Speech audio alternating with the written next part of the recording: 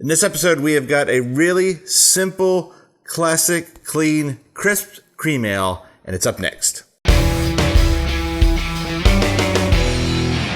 Hey everyone, it's Matt from Big Monster Brewing. Today, I'm making a very simple, straightforward beer as compared to some of the beers I've made recently, especially in this run of episodes leading up to the Sunshine Challenge. But it's a style I really like. I like to make, I like to drink, and again, like I said, it's very simple as far as ingredients goes, and there is, I think, in my opinion, something to be said for making a simple beer. It's not always as easy as it sounds. You still have to put the same amount of work into it. Even though there's not as many ingredients, you still have to mash, boil, and of course, make sure fermentation is right. So I think it's just as challenging to make a simple beer as it is a more exotic, complicated, exciting, super many ingredient beer. I have no notes. I have no idea where I'm going with this. But like I said, it's a cream ale, and I do have a name for it. And since I'm not going crazy with the recipe, I went a little strange with the name. It's actually called Crazigone, after this guy.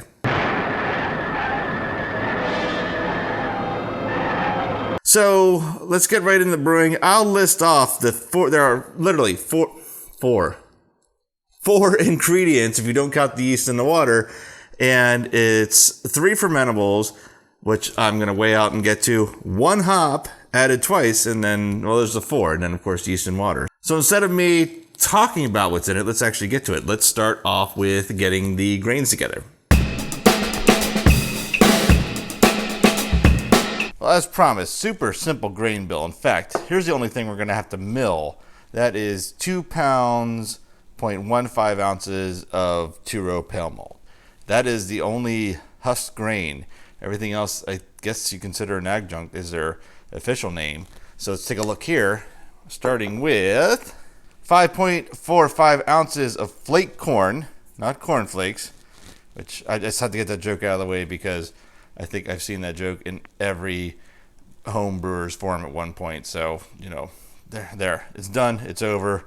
Can't promise I won't make it again, but not in this particular clip. And then finally, 1.75 ounce of flaked rice. That is it. It's just these 3, if I can get them all on camera. There we go. That's it for the grain bill. And like I said, this is the only thing that needs to be milled. These are going to go right on top of the milled grains and into the mash. And I'm going to get the water together for that while I mill these up and mash in.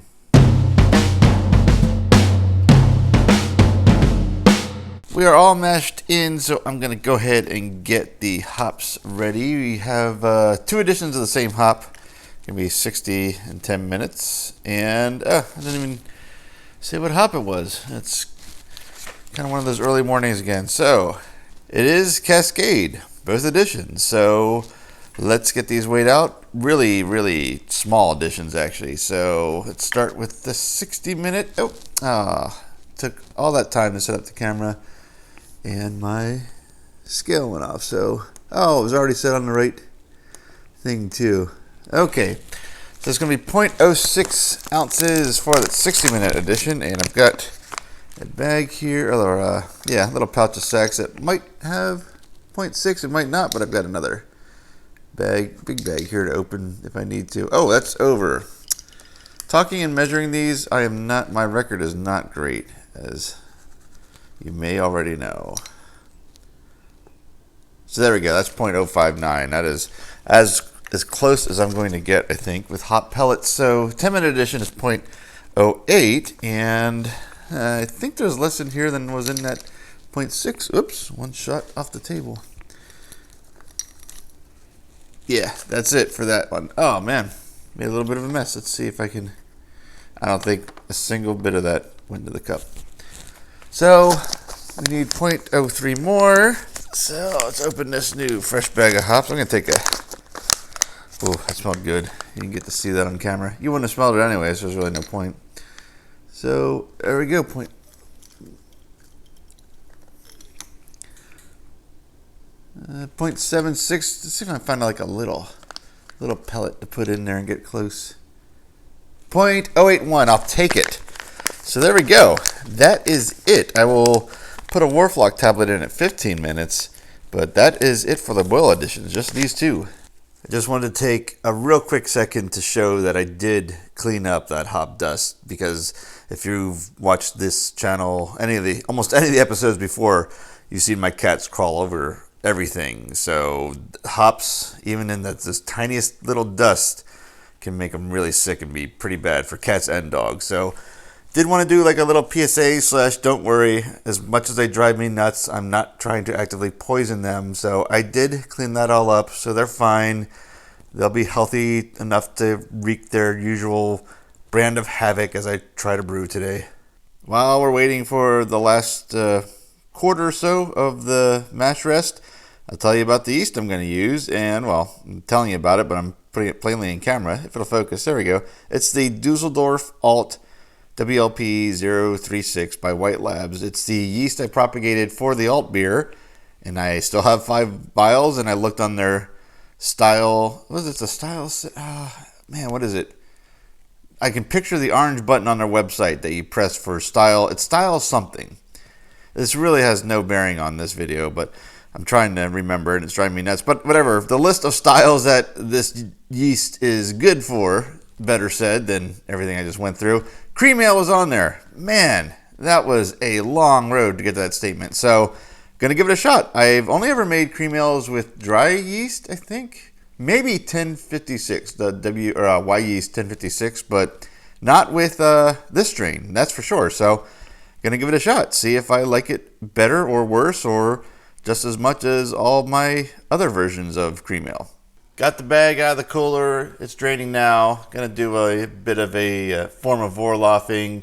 Gonna pour about a gallon roughly gonna drain it out of the spigot and then pour it over the bag to clear out the big particles that might be lying in that sweet wort, so they don't get in the kettle for the boil. That's about it. I guess it probably helps with clarity a little bit overall, but it's mainly to get those big pieces out and make sure husks don't get into the boil.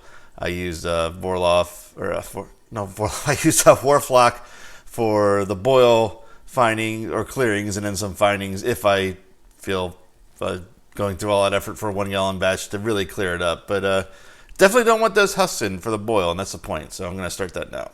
This is the second run through I'm doing. I do about 4 of these, which does come out to about a gallon. Then just gently pour it over. I mean, that is it. And I do really like the color of this. Again, like I said in the opening, sometimes it's fun just to do a simple beer, and this is going to be at best a straw color, I think, when all's said and done. And if everything goes well, should be a nice, refreshing, almost crisp beer. I have let this drain for about 10 minutes, so it is ready to get in the kettle. So here we go, handing away. Of course, I think you know what's happening there. And there we go. We should have, what was the calculations? So, man, I forget. It's I think 2.2 gallons. I should have prepped for this part of the video. That's to account for boil off and loss that's going to be behind from all the hop sediment that we're going to try not to put in the fermenter. But now, once it drains, we're going to go outside, get it on the fire, and get that boil going. It looks like a nice day out, but it rained this morning, and it is so humid. I can't even explain how humid it is. I feel like I'm standing under the finest mister and just being covered with water right now. It's awful, but it's outside, and it's not breezy for once. And hopefully, if there's going to be any more rain, which doesn't appear there's any near, I didn't mean to make a poem there, we should be good to go. But I am going to go in right now and get a big bottle of cold water to keep hydrated, because even without drinking beer, I am going to get dehydrated in this nasty, muggy, ugh. I'm still waiting patiently for the boil to start, that's a word that's usually not synonymous with me. But over here, I got all the boil additions set up. So those are 60-minute hops. There's a 15-minute Whirlflock, and the 10-minute hops. And if you saw the Old Ale episode and heard me talking about a beer I was working on as I was tasting, here you go. This is the one. This might be the worst part of brewing, is when you get that initial hot break and you know the boil is coming, but you don't want to walk away and do something else because you might get a boil over, but it all might be okay. So you just end up pacing back and forth. I mean, I'm pretty sure this is exactly what it's like waiting for a baby to be born. This is like the most gentle start to a boil I think I've ever seen. It's almost kind of cute. It's actually a little strange. I'm not quite sure why it's gradually and gracefully, and dare I say gently, going into a boil, but it is. Alright, there we go. Now we're into what I would call a rolling boil. So I'm going to back the gas off just a touch, and let's get everything. Oops, well, I guess I need 4 sets of eyes to do this when I'm holding a camera, but I've got my, got my timer ready, got my hops. Let's see, we'll do hops first, and then start the timer. My finger just glanced off the edge of that pot, and it hurts, but I don't think I'm that badly burned. I think it's all good, but I'm still going to try to get this in focus before I go. There we go. All right, just to follow up, I'm fine. It was this finger, the ring finger, between the hand knuckle and the knuckle. Do knuckles have specific names? I bet they do. I think every piece of the body has some kind of Latin-oriented name. Ooh, I almost made a big mistake there. But I see no burn, not even red. No need to isolate that clip and send it to Fail Army. Well, that was a long wait to get to this point, but now it's time to add the Whirlflock tablet, or at least a chunk of it. And there it went. And finally, at the last 10 minutes, and the last hop addition going in, and apparently producing a lot of steam.